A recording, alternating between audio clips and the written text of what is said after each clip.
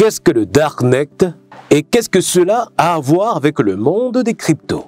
Silk Road est l'un des sites les plus populaires du Darknet.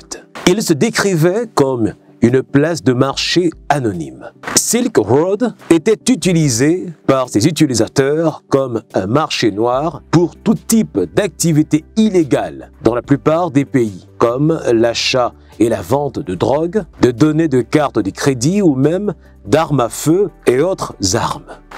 Ce tristement célèbre Silk Road a en effet été l'un des premiers à adopter le Bitcoin. On vous raconte tout dans cette vidéo.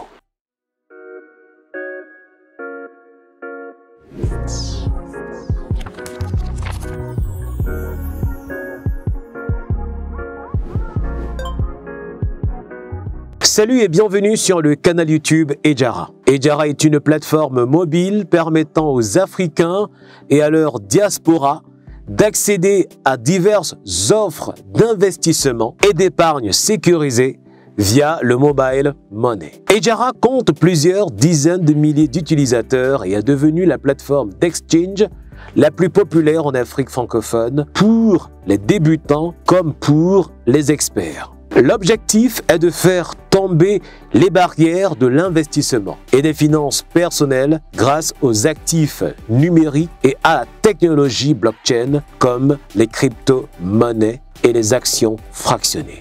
La meilleure façon d'encourager ce mouvement est de t'abonner à cette chaîne, d'activer la cloche de notification pour recevoir chacune de nos vidéos comme celle-ci et surtout de télécharger l'application Ejara sur l'App Store ou sur le Play Store si tu ne l'as pas encore fait. Tu peux également discuter directement avec notre équipe. Pour cela, je t'invite à rejoindre notre canal Telegram dont le lien se trouve dans le descriptif de cette vidéo. Cette vidéo est uniquement destinée à des fins d'information et aucun contenu ne doit être considéré comme un conseil financier. Je te recommande vivement de prendre le temps de faire les recherches nécessaires avant tout investissement. Sache que les performances passées ne sont pas une indication des résultats futurs.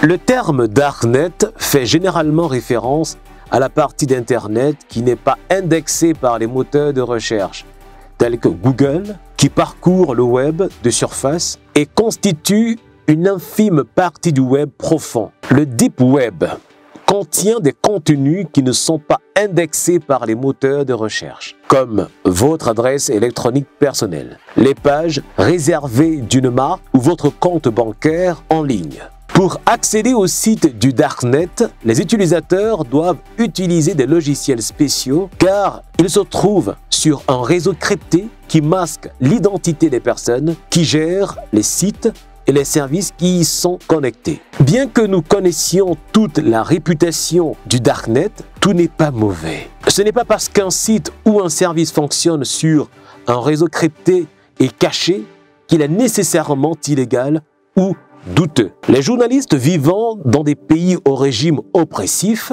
les lanceurs d'alerte politiques et les militants utilisent le Darknet pour communiquer en ligne sans laisser d'empreinte numérique et sans avoir à révéler leur identité.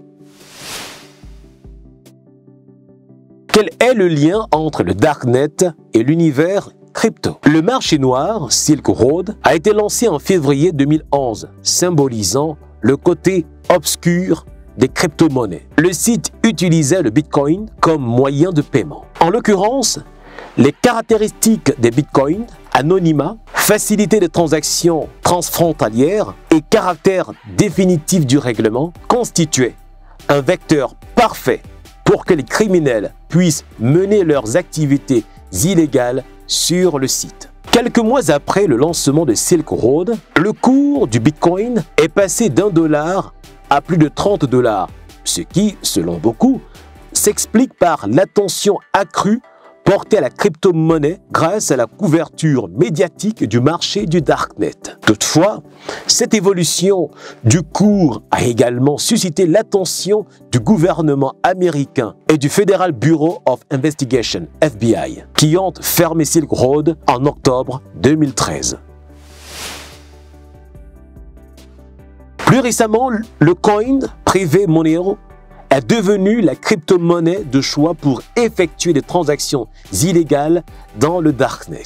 Monero est un altcoin qui a été fondé en 2014 et qui a gagné du terrain parce que presque tous les détails des transactions, y compris les adresses numériques des expéditeurs et des destinataires, ainsi que les valeurs des transactions, sont dissimulés.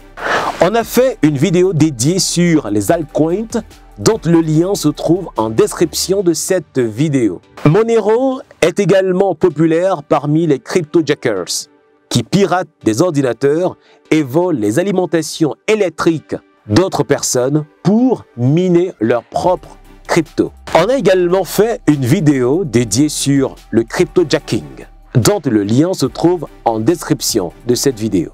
Dans ce contexte, la cybercriminalité et la question des monnaies privées sont à l'ordre du jour des autorités de régulation du monde entier. Des mesures comprenant des processus d'enregistrement des utilisateurs plus stricts et potentiellement le gel des actifs sur les exchanges de crypto-monnaies sont des pistes d'action potentielles. Entre-temps, le gouvernement américain travaille à la mise au point d'outils d'analyse judiciaire de blockchain de pointe pour retracer les transactions de monnaie privée, et le Japon a adopté une interdiction totale des exchanges japonais proposant des monnaies privées. Merci d'avoir regardé cette vidéo jusqu'à la fin. Surtout, like et partage cette vidéo autour de toi. À très bientôt pour la prochaine vidéo.